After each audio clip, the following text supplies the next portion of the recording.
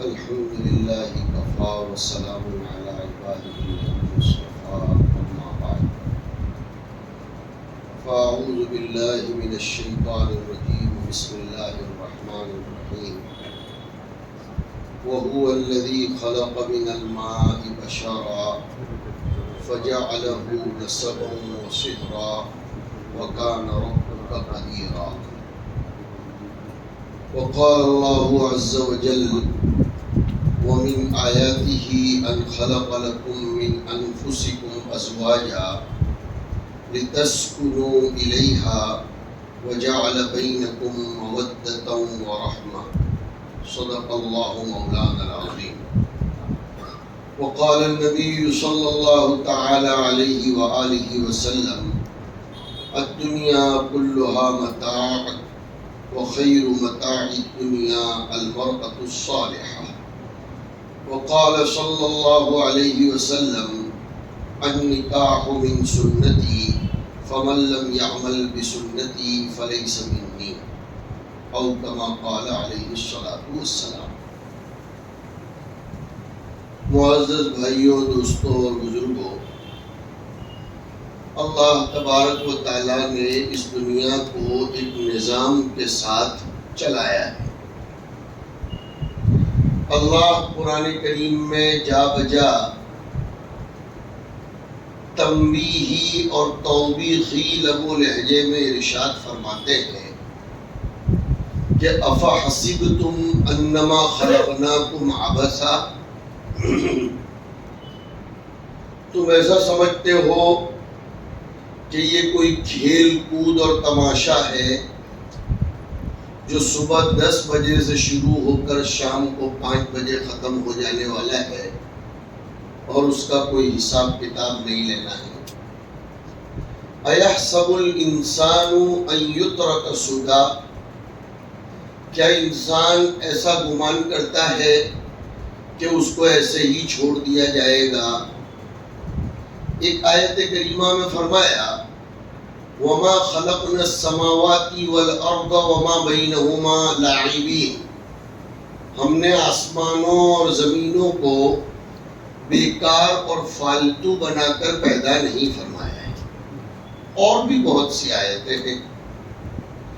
خلاصہ کلام یہ نکلتا ہے کہ چھوٹی سی، تھوڑی سی، معمولی سی عقل رکھنے والا انسان اگر کھمم سے حیدرآباد یا ورنگل سے کھمم یا حیدرآباد سے کھمم سفر کرتا ہے تو اس کے پیچھے کوئی نہ کوئی وجہ ہوتی ہے۔ اگر وہ یہ کہہ دے کہ میں ویسے ہی جا رہا ہوں تو لوگوں کی نظروں میں اس کا شمار پاگلوں میں ہوگا۔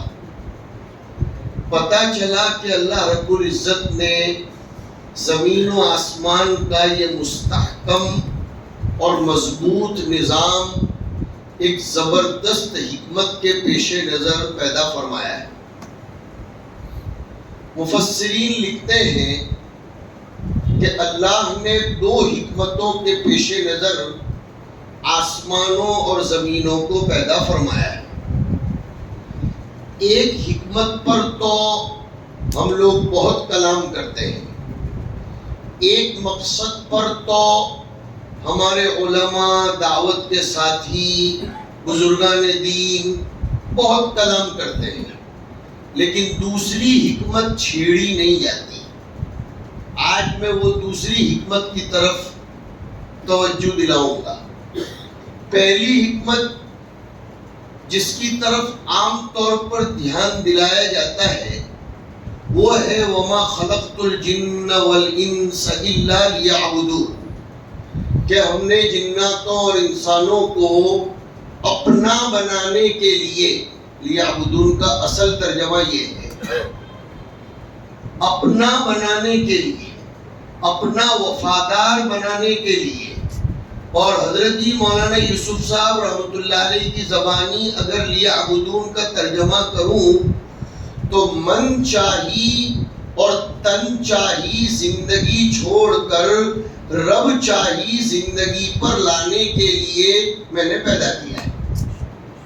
یہ ہے لیعبدون۔ یہ اس لیے تفصیل اور تفسیر کر رہا ہوں کہ ہم لوگوں نے عبادت کا مفہوم بہت محدود سمجھ رکھا ہے. مسجد کا کونا پکڑ لینا، تسبیح پھرانا اور اشراق تک بیٹھنا، اور اشراق کے بعد باہر نکل کر چاہے جتنا جھوٹ بولو، چاہے جتنی ٹوپیاں پہناؤ، پڑھا دینا، اور پڑھانے کے بعد چاہے کسی کو کتنا دھوکہ دینا، جلسے کر لینا، چلا چلا جانا، 4 مہینے لگا دینا، ہفتہ واری بیٹھنا اور ہم جیسوں کو حدیث شریف پڑھا دینا، اور باہر نکل کر پھر اپنی زندگی اپنی من کے مطابق گزارنا، یہ لیعبدون نہیں ہے. یہ لیعبدون نہیں ہے. اس لیے میں تفسیر کر رہا ہوں کہ لیعبدون کا مطلب اللہ کی منشا کے مطابق زندگی گزارنا. توجہ دیجیے آپ، خدا کی منشا ہو تو نفل پڑھنا، خدا کی منشا نہ ہو تو نفل نہ پڑھنا. فجر کے فوراً بعد خدا کی منشا نہیں ہے تو نفل نہ پڑھنا.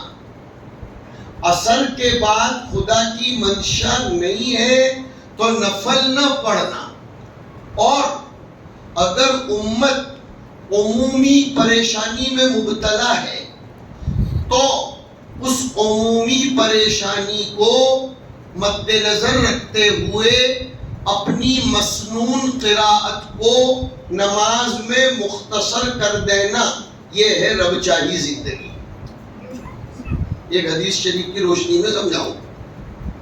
بخاری شریف میں آیا، حضور اکرم صلی اللہ علیہ وسلم فرماتے ہیں کہ میں فجر کی نماز کبھی کبھی لمبی لمبی قراءت کی نیت کر کے شروع تو کر دیتا ہوں، لیکن چالو نماز میں پیچھے سے بچوں کے رونے کی آوازیں سنتا ہوں تو میں اپنی نماز کو مختصر کر دیتا ہوں. اس حدیث سے ایک مزاج نبوت نکل رہا ہے، منشأ شریعت نکل رہا ہے. وہ یہ کہ اللہ کے سامنے آپ کتنا لمبا کھڑا ہونے کی نیت سے حاضر ہوں، لیکن امت اگر پریشانی میں مبتلا ہے تو آپ اپنی نماز کو مختصر کر دیں اور امت کو اس پریشانی سے نکالنے کی کوشش کریں. یہ ہے عبادت.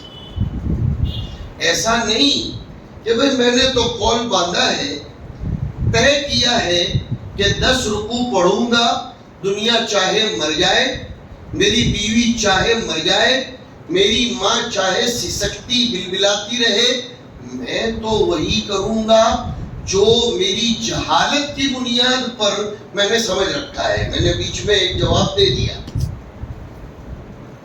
عبادت کو عبادت بنانا علماء کی سرپرستی کے بغیر ناممکن ہے.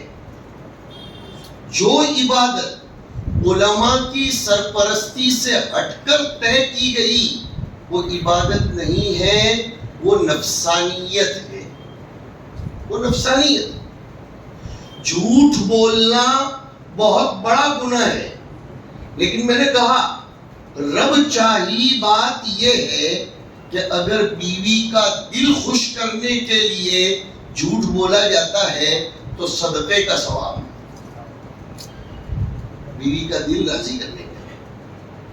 2 مسلمانوں میں محبت پیدا کرنے کے لیے بالکل 100% جھوٹ بولا جا رہا ہے، مگر وہ جھوٹ ثواب بن جائے گا اور سچ گناہ بن جائے گا.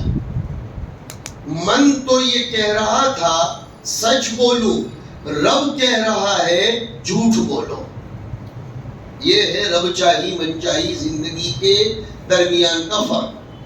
تو یہ مقصد تو ہمارے سامنے سب کے سامنے آتا رہتا ہے کہ میں نے جناتوں اور انسانوں کو میری عبادت کے لیے، میرا بنانے کے لیے، رب چاہی زندگی کے لیے پیدا فرمایا ہے. لیکن جانتے ہو یہ دنیا پیدا کرنے کا ایک دوسرا بھی مقصد ہے جس مقصد کو پورا کرنے کے لیے یہ نکاح کیا جاتا ہے. میں دونوں لے کر چل رہا ہوں. میں یہ بھی تصور میں لے کر چل رہا ہوں کہ ہفتہ واری بیان ہے، اور میں یہ بھی لے کر چل رہا ہوں کہ نکاح والا معاملہ ہے. اگر آپ دھیان دو تو علماء سے پنگا لینے کی کوشش مت کرنا. آپ ان تک پہنچ نہیں سکتے ہو کہ اب یہ مولانا کیا کریں گے. ہمارا بھی کچھ خیال کریں گے کہ مرکز پر بیٹھ کر بول رہے ہیں آج تو ہمارا ہفتہ واری اجتماع ہے، اور ادھر نکاح والے سوچیں گے کہیں ایسا تو نہیں ہوگا کہ 6 نمبر پر ہی بات ہوتی رہے گی، ہمارا تو مضمون ہی پورا نہیں ہوگا. بھائی ہمارے پاس تو قرآن شریف ہے، وہ نکاح میں بھی مددگار بنتا ہے اور ہفتہ واری اجتماع میں بھی مددگار بنتا ہے، اور اس سے بڑا کوئی مددگار ہو ہی نہیں سکتا. تو دوسرا مقصد ہے اس دنیا کو پیدا کرنے کا، اللہ کے نظام کو دنیا میں جاری کرنا. اللہ نے جو نظام قائم کیا ہے دنیا کو چلانے کے لیے، جس کو استخلاف یا خلافت کہتے ہیں، پہلے پارے کے 4 رکوع کی پہلی آیت میں ہے وَإِذْ قَالَ رَبُّكَ لِلْمَلَائِكَةِ. اس کا ترجمہ پڑھو گے تو پتہ چلے گا remember that time، یا that time was very valuable، اور وہ ایسا ٹائم تھا جس کو یاد کیا جاتا رہنا چاہیے. کون سا ٹائم؟ جب تمہارے رب نے فرشتوں کے سامنے اس ارادے کا اظہار فرمایا تھا کہ میں زمین پر اپنا نظام قائم کرنے کے لیے اپنا ایک نائب بھیجنے والا ہوں. فرشتوں نے یہ کہا کہ اللہ پاک ہم آپ کی خدمت کے لیے کون سے کم ہیں؟ ہم تسبیح بھی پڑھتے ہیں، تقدیس بھی کرتے ہیں، عبادتیں بھی کرتے ہیں، آپ ہمیں ہی بنا دیجئے.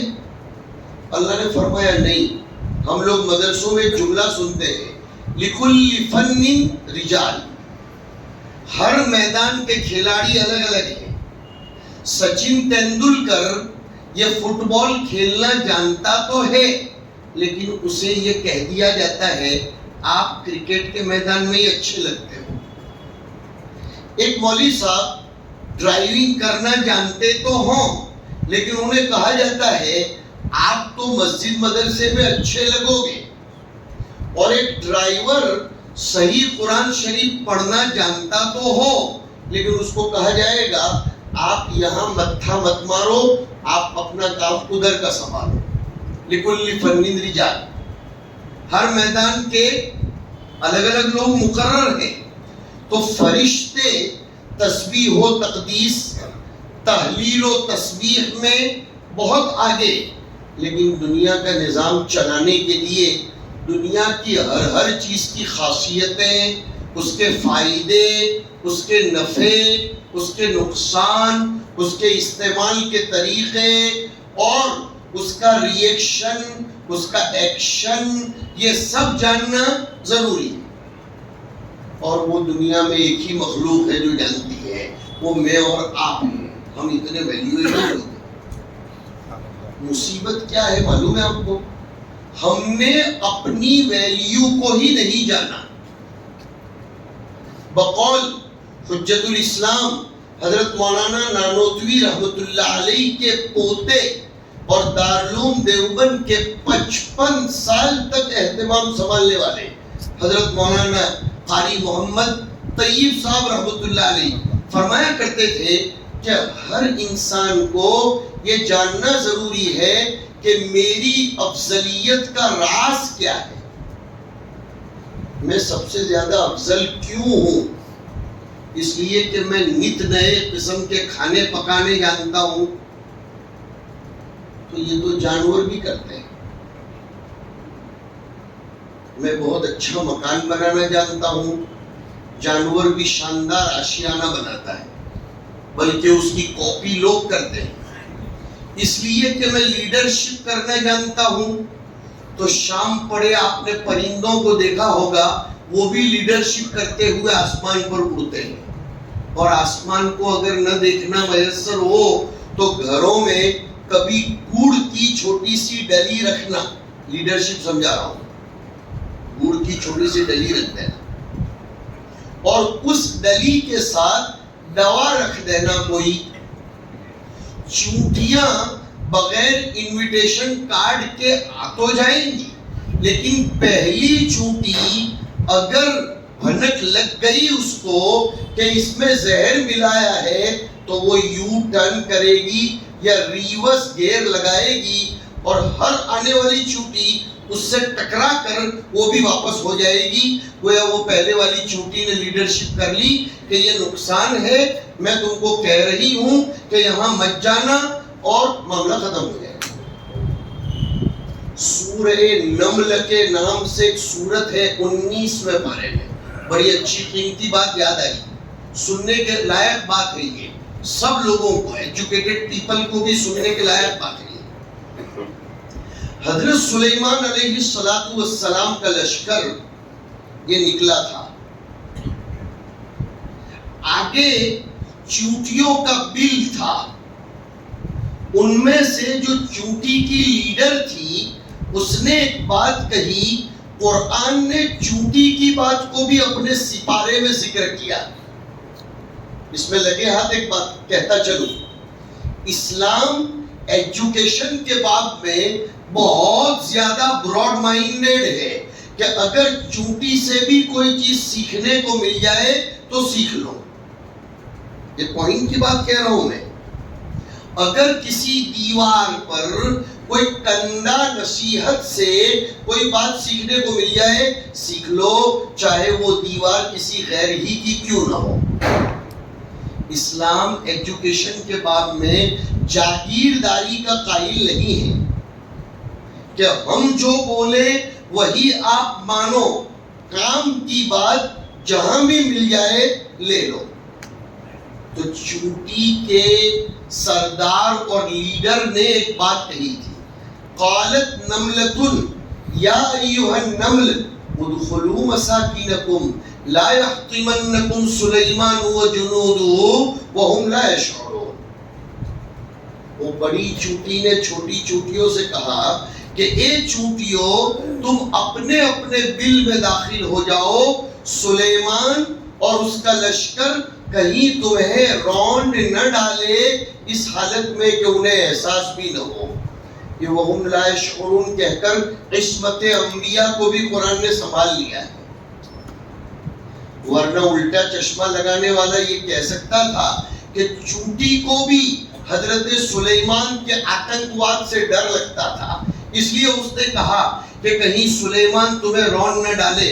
چونٹی نے بھی کہا کہ کہیں اس حالت میں نہ رون ڈالے کہ وَهُمْ لَا يَشْعُرُونَ، غیر شعوری عالم میں کہیں روننا نہ پایا جائے۔ کیا قرآن ہے۔ اب یہاں سے لیڈروں کو قرآن نے ایک تعلیم دے دی کہ لیڈر وہی ہوتا ہے جو اپنی قوم کو آنے والے خطرات سے آگاہ کرے، آنے والی مصیبتوں سے بچائے، آنے والے خطرات کے باب میں اپنی قوم کو، اپنی پرجا کو آگاہ کرے کہ میں بھی ایسا ہو سکتا ہے اور اس سے نمٹنے کے یہ طریقے ہیں۔ بہت اچھی بات قرآن نے بیان کی۔ پتہ چلا کہ لیڈرشپ تو چونٹی بھی کرتی ہے، کھانا تو وہ بھی کھاتی ہے، بلڈنگ تو وہ بھی بناتی ہے، تو پھر انسان کا مابہی امتیاز وصف کیا ہے جس کی بنیاد پر اس کو ساری مخلوقات میں الگ تھلگ مقام ملا؟ وہ ہے عقل، وہ عقل ہے۔ انسان اپنی عقل کے ذریعے خیر اور شر کے درمیان تمیز کر لیتا ہے، فرق کر لیتا ہے۔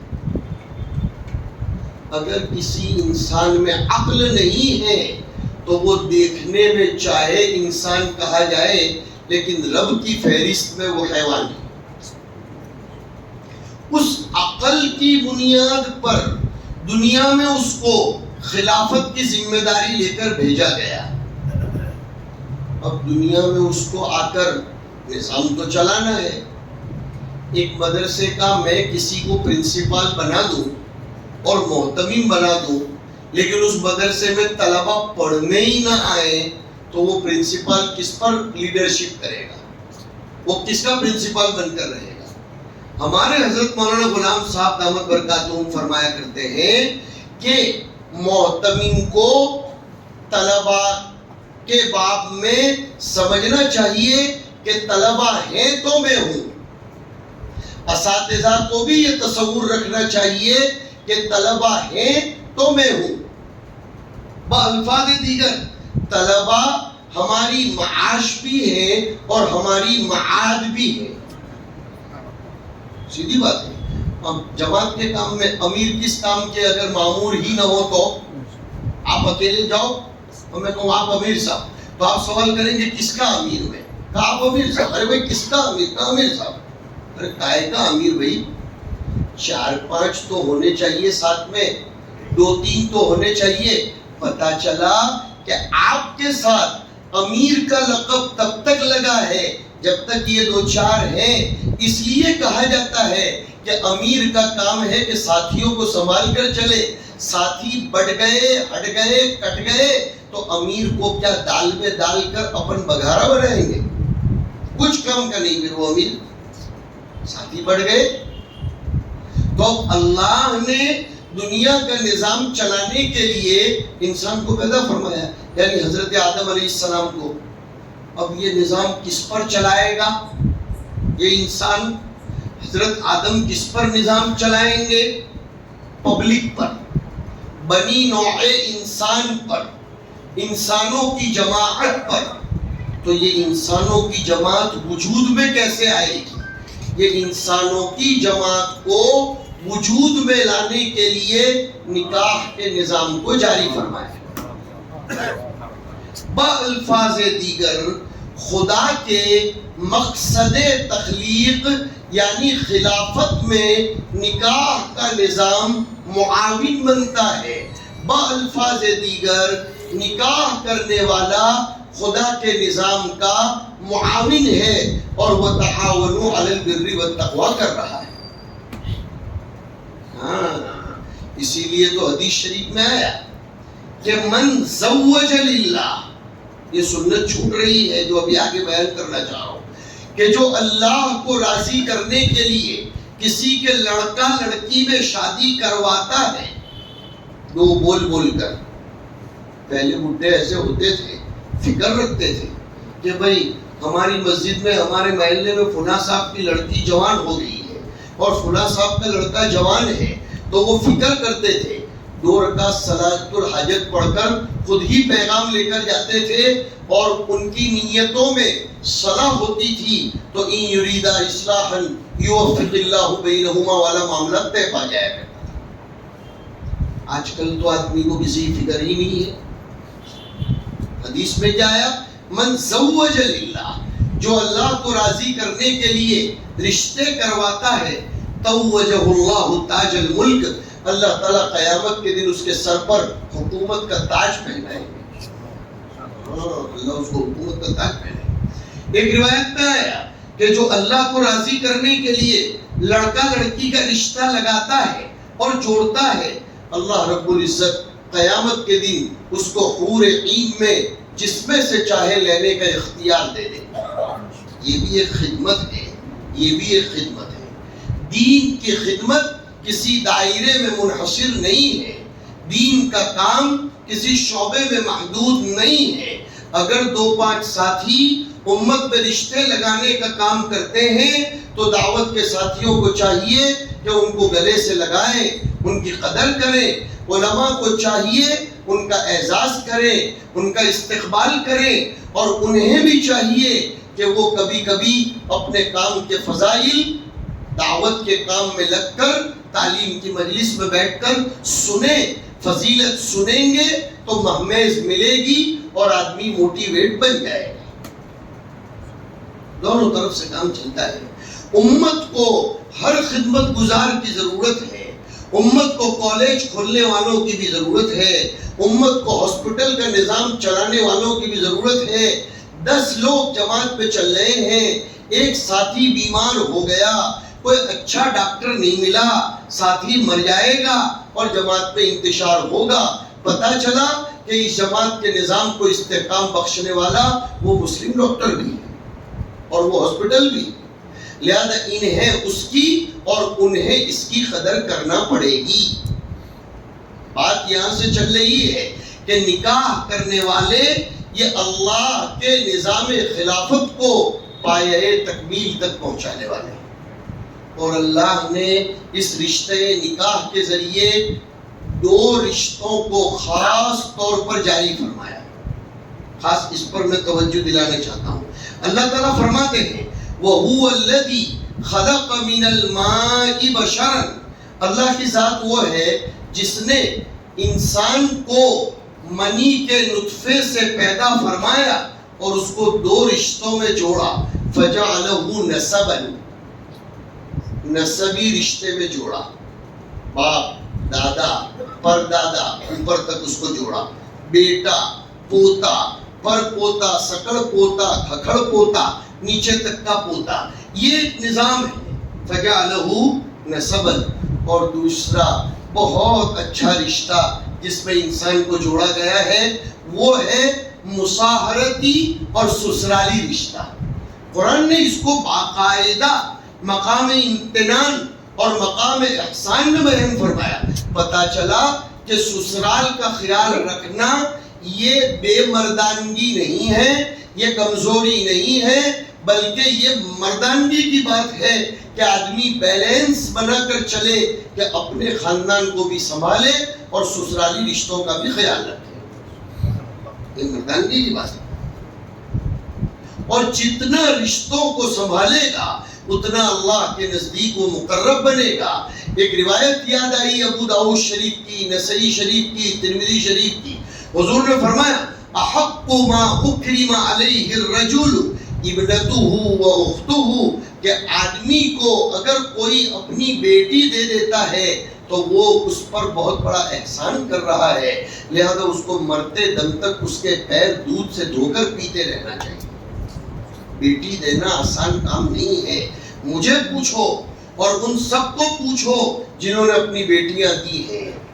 جب تک بیٹی دو گے نہیں تب تک تصور اور احساس ہوگا نہیں کہ بیٹی دینا یہ دل پر پتھر رکھ کر، اور بیٹی دے دینے کے بعد بھی راتوں کی نیندیں اجڑتی ہیں کہ کل تک تو میری بیٹی میرے سامنے تھی، میں جب جی چاہتا تھا اس کا کمرہ کھول کر اس کو دیکھ لیتا تھا کہ کہیں بیمار تو نہیں ہے، کہیں دکھ میں تو نہیں ہے، کہیں پریشان تو نہیں ہے.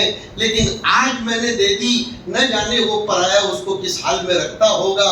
اور اگر وہ بیٹی اپنے ماں باپ کی شرافتوں کو بچانے کے لیے اور خاندانی روایات کے تحفظ کے لیے بیچاری سہتی رہتی ہے تو یہاں ماں باپ تڑپ تڑپ کر مر جاتے ہیں. سماج میں ایسا بھی ظلم ہو رہا ہے، سماج میں ایسا بھی ظلم ہو رہا ہے. ضرورت ہے اس بات کی کہ سسرالی رشتوں کا خیال کیا جائے، سسرالی رشتوں کو سنبھالا جائے. میں حدیث سنا رہا تھا کہ ایک آدمی نے اپنی بیٹی دی یا ایک بھائی نے اپنی بہن دے دی. یہ بہت بڑا احسان ہے. یہ گورنمنٹ ایک جملہ استعمال کرتی ہے، ہم لوگوں کو اس سے بھی سبق لینا چاہیے. کنیا دان. کنیا دان، دان یعنی ہدیہ، کنیا یعنی عورت. عورت کو بہت بہت بری بات ہے. اور آپ کے علاقے میں بیٹھ کر کہہ رہا ہوں جو صاف ستھری بات ہے، آپ کے علاقے نے ہندوستان میں سب سے زیادہ نکاح کو مہنگا بنا دیا ہے. پورے ہے، میں منع نہیں کرتا دوسری جگہوں پر نہیں ہے، ہماری طرف نہیں ہے. دعوت و تبلیغ کی برکت سے الحمدللہ، مدارس کی برکت سے الحمدللہ، علماء کی آمد کی برکت سے الحمدللہ ہمارے یہاں باپ کو بیٹی کا نکاح کرنے پر 1 روپیے کا بھی ٹینشن نہیں آتا. اگر وہ خوشی سے کچھ دینا چاہے دے سکتا ہے، ورنہ رشتہ طے ہوتے ہی لڑکے والا 1,00,000 2,00,000 روپے لڑکی والوں کو دے دیتے ہیں. اسی میں سے کپڑے سلانا، اسی میں سے اپنی ضرورت کی چیزیں لانا. کیونکہ اب میری بیوی بن کر آ رہی ہو تو تم میری ہو، لہذا تمہارا سب کچھ بھی میرے ذمہ ہے۔ مگر اب تو حال ایسا ہے جو زمانے جاہلیت میں تھا، بیٹی پیدا کیا ہوئی کہ باپ کو تب سے ہی فکر شروع ہو جاتی ہے۔ ایسے لوگ سماج کے ظالم لوگ ہیں، اتہاس ان کو کبھی معاف نہیں کرے گا۔ میرے بھائیوں سنبھالو، حدیث شریف میں حضور نے آخری سانس لیتے وقت صرف نماز نہیں بولا تھا، ادھوری باتیں آپ کو سنائی جاتی ہیں، صرف نماز نہیں بولا تھا، ساتھ میں یہ بھی بولا تھا عورتوں کو سنبھال کر رکھنا، یہ اللہ کی امانت ہے تمہارے ہاتھوں میں۔ اتقوا اللہ فی النساء، اتقوا اللہ فی النساء، عورتوں کے باب میں اللہ سے ڈرتے رہنا۔ تو سسرالی رشتوں کا لڑکی کو بھی خیال کرنا ہے اور لڑکے کو بھی خیال کرنا ہے۔ اور ہمارے ہندوستان میں تو لڑکی کتنا بڑا احسان کرتی ہے کہ دوسرے ہی دن اس کے آدھار کارڈ پر بیچاری اپنے باپ کا نام بھی بدلوا دیتی ہے۔ کتنی بڑی قربانی ہے کہ اب آپ کا نام میرے نام کے ساتھ جوڑ دیجیے۔ وہ صرف شوہر کو دیکھ کر اپنے باپ کے گھر سے رخصت ہوتی ہے، اور وہی شوہر اس کی نہ سنے تو پھر کیا ہوگا؟ دیکھو سن لو، بہت دل سے کہہ رہا ہوں، سن لو، بد دعا دینے کے لیے ہاتھ اٹھانا اور زبان چلانا ضروری نہیں ہے، بد دعا دینے کے لیے آنکھوں میں سے آنسو بہانا ضروری نہیں ہے۔ بد دعا دل دکھا دیا، بس ہو گیا معاملہ ختم، تباہ ہو جائے گا آدمی، برباد ہو جائے گا اگر کسی کا دل دکھایا ہے، بھلے وہ زبان سے کچھ نہ بولتا ہو، بھلے زبان سے کچھ نہ بولتا ہو۔ ایک لڑکی کو، ایک عورت کو اگر ستایا جا رہا ہے، اس کے دل کو تکلیف پہنچائی جاتی ہے، اس کے ماں باپ کے بارے میں، اس کے میکے کے بارے میں اس کو ٹونٹ مارا جاتا ہے، اور وہ دل سے صرف یہ کہہ دے میرا قصور یہ ہے کہ میں لڑکی ہوں، میرا قصور یہ ہے کہ میرے ماں باپ نے مجھ کو اس کے حوالے کر دیا، بس صرف میرا یہ قصور ہے، اے اللہ کب وہ موقع آئے گا کہ میں اس گھر سے جان چھڑا کر چلی جاؤں۔ یاد رکھو یہ بد دعا عرش تک بغیر کسی حجاب کے پہنچتی ہے اور فیصلے لے کر زمین پر اترتی ہے، اور خاندان کے خاندان تباہ و برباد ہو جاتے ہیں۔ اس کے مقابلے میں اگر آنے والی لڑکی اور عورت کا استقبال کیا اور اس کو کہا بیٹیا تم اس گھر کی آج سے رانی ہو، ملکہ ہو، اب انشاءاللہ ہم تمہارے ساتھ ایسا سلوک و برتاؤ کریں گے کہ تمہیں اپنے ماں باپ یاد نہیں آئیں گے۔ اللہ کرے وہ لڑکی دل سے جب دعا دیتی ہے تو وہ خاندان کی عزتیں بھی بڑھتی ہیں، اور مجھے معلوم ہے کہ بہت سے نوجوانوں کی روزی میں برکت شادی کے بعد ہو جاتی ہے، ان کا فیوچر بلڈ اپ ہو جاتا ہے، وہ سکون پا لیتے ہیں اس لیے کہ وہ اپنی بیوی کا خیال رکھتے ہیں۔ میرے بھائیوں اس کو یاد رکھا کرو۔ تو عرض یہ کر رہا تھا کہ یہ نکاح کا نظام اللہ کے نظام خلافت میں ایک قسم کا تعاون ہے، اس لیے یہ بہت بڑی عبادت بھی ہے۔ یہ اصل جملہ ہے، خدا کے نظام میں جب تعاون ہوگا تو یہ بہت بڑی عبادت بن جائے گی۔ اس لیے حضور نے صلی اللہ علیہ وسلم فرمایا نکاح میری سنت ہے، جو میری سنت پر عمل نہ کرے وہ مجھ میں سے نہیں ہے۔ ہمارے لیے بڑی خوشی کی بات ہے کہ ہم ہمارے برادر مکرم بھائی اسعد کی بیٹی کے نکاح کی تقریب میں شرکت کر رہے ہیں۔ دل سے دونوں خاندانوں کو مبارکباد پیش کرتے ہیں، اور اس موقع پر حضرت شیخ نور اللہ مرقدہ کی بات سنا دوں تاکہ پھر بیلنس بن جائے کہ اجتماع بھی ہو رہا ہے، نکاح کی مجلس بھی ہے۔ شیخ فرمایا کرتے تھے، شیخ زکریا رحمۃ اللہ علیہ، حضرت شیخ رحمۃ اللہ، جانتے ہو یہ کون ہے؟ حضرت جی مولانا الیاس صاحب رحمۃ اللہ علیہ کے بھتیجے ہیں۔ حضرت جی مولانا الیاس کے بھائی تھے مولانا یحییٰ صاحب، اور ان کے بیٹے ہیں مولانا زکریا صاحب رحمۃ اللہ علیہ۔ حضرت جی مولانا الیاس صاحب مولانا زکریا سے دعوت و تبلیغ کے کام میں خوب مشورے کرتے تھے، ان سے کام لیتے تھے.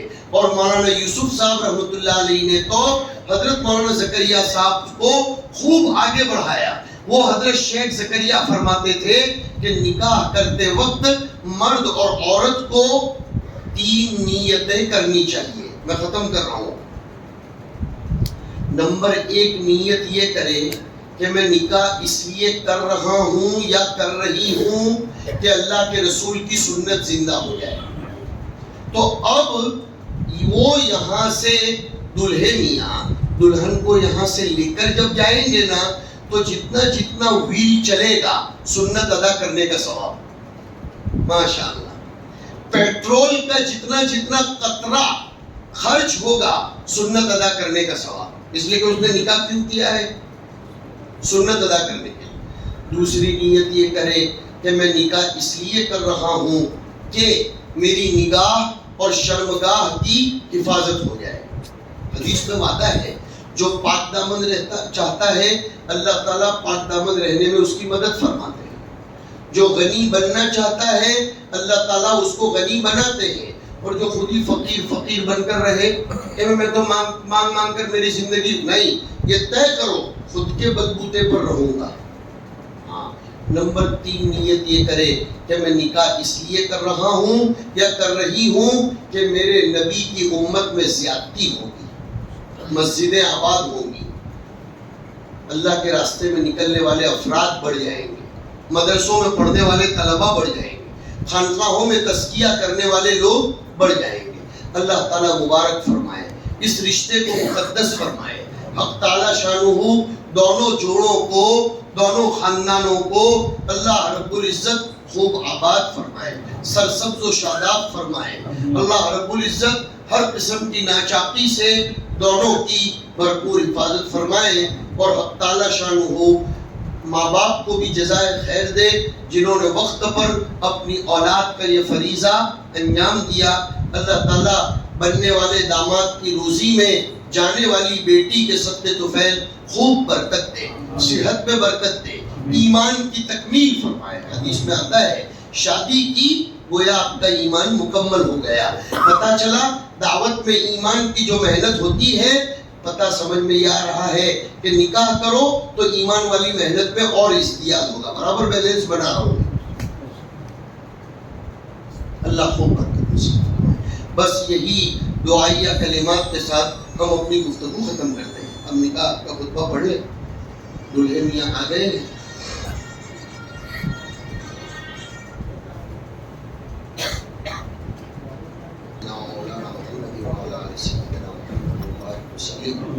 اللهم وفقنا لما تحب وترضى واجعل آخرتنا خيرا من الأولى. اللهم انصر من نصر الدين واخذل من خذل الإسلام والمسلمين. رب اشرح لي صدري ويسر لي أمري واحلل عقدة من لساني يفقهوا قولي. وصلى الله تبارك وتعالى على خير خلقه سيدنا محمد وعلى آله وأصحابه أجمعين برحمتك يا أرحم